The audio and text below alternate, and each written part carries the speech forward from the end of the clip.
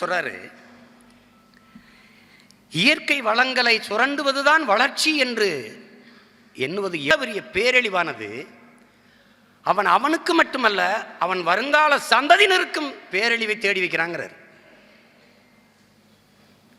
நம்ம எத்தனை முறை கேள்வி எழுப்பியிருப்போம், இந்த மணலை உங்களால் உருவாக்க முடியுமா?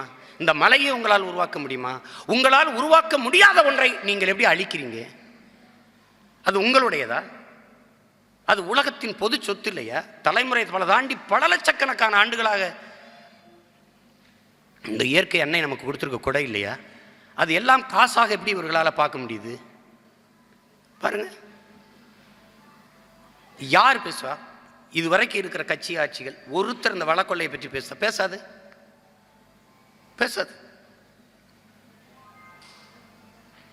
அவர்களுக்கு காசு. இப்போ பாருங்களேன், இப்போ ஐயா பிரசாந்த் கிஷோருங்கிற பேர் அறிஞரை வச்சு வேலை செய்கிறாங்க திமுக. அவரும் ஏதோ தான் டேட்டாஸ் கலெக்ட் பண்ணுறாருன்றாங்க, அது பண்ணுறான்றாங்க. என்ன பண்ணாலும் கடைசியாக ஓட்டு காசு தானே கொடுக்க போகிறீங்க? இல்லை கொடுக்க மாட்டீங்களா? அது கொடுக்க மாட்டீங்களா?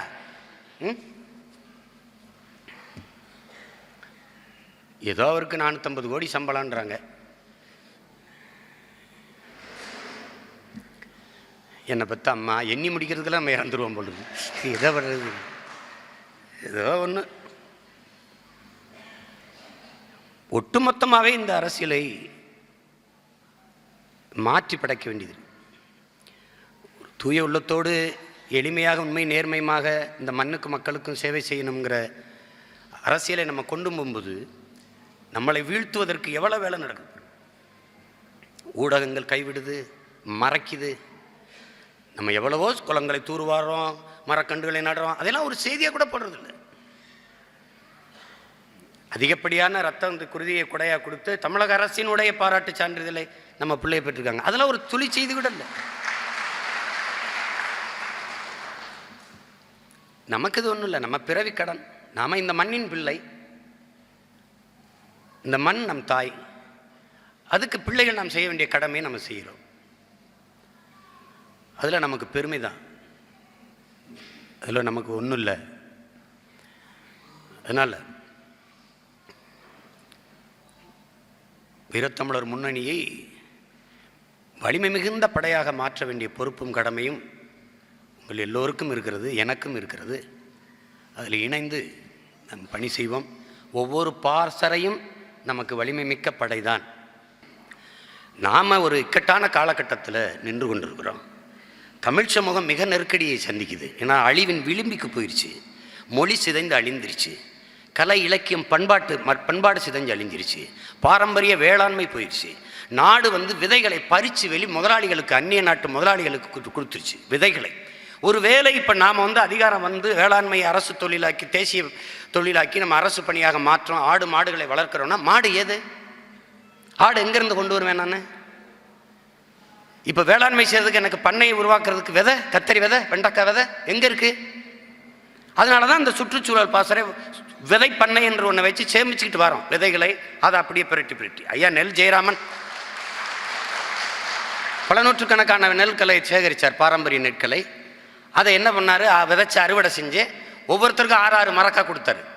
நீ அந்த விதையை அடுத்த விவசாயிக்கு பரப்பணும் அப்படின்னு. அந்த மாதிரியான இக்கட்டில் விதையை தொலைத்து விட்டோம்.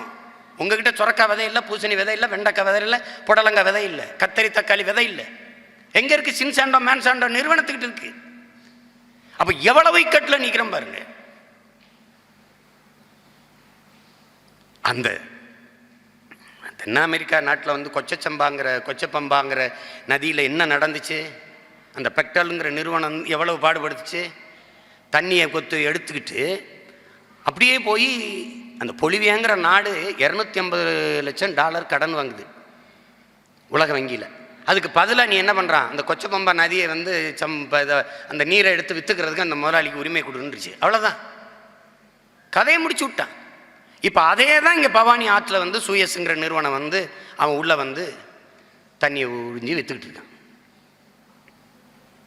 ரொம்ப பேராபத்து. ஒரு தேசத்தின் அடிப்படை கல்வி தான், அறிவு வளம் தான். ஒரு நாட்டின் குடிகளுக்கு அறிவு வளம் தான். அந்த அறிவு விற்பனைக்கு விட்டது. அடுத்தது நாட்டின் நலன் என்பது மக்களின் உடல் நலன் தான். அந்த உடல்நலம் காக்கும் மருத்துவம் வியாபார பொருளாகிவிட்டது. அடுத்தது உலக உயிர்களின் உயிர் தேவையாக இருக்கிற நீர். நீர் எல்லாருக்கும் இருக்கு. அதுலேயும் அப்பா என்ன சொல்றாங்க, மேலே தேங்கி இருக்கிற நீர் தான் நமக்கு, பூமிக்குள்ள போயிருச்சுன்னா அது மரம் செடி கொடிகளுக்கு, அதை நீ உறிஞ்சக்கூடாதுங்கிறாங்க. எத்தனை கோடிக்கணக்கான ஆழ்குழாய் கிணறுகளை போட்டு உறிஞ்சி வித்து கொண்டிருக்கிறார்கள். இவன் குடிக்கிற அந்த சுத்திகரிக்கிற நிறுவனம் வச்சிருக்கிற ஒரு தம்பி என்னோட வானூர்தியில் பயணிக்கிறார்.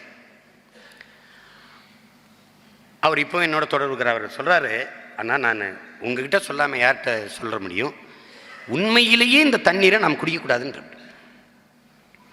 அதில் எதுவுமே கிடையாது. அந்த தண்ணீரில் இருந்து மனித உடலுக்கு ஒரு ஆற்றல் வரணும்ல, ஒரு சக்தி, ஒரு திறன் வரணும்ல, அதை கொன்னுறாங்க. அது முடிஞ்சிருது. இது தாக நிற்குமே ஒழிய அந்த தண்ணீரால் நம்ம உடலுக்கு தேவையான சத்து வராது. இப்போ அதனால நீ என்ன செய்யணும், நீங்கள் அந்த தண்ணீரை சீரகத்தை போட்டு அதை காய்ச்சி அதை வடிகட்டி அது குடிக்க, அதில் சத்து இருக்கிறதா மாற்றுங்க.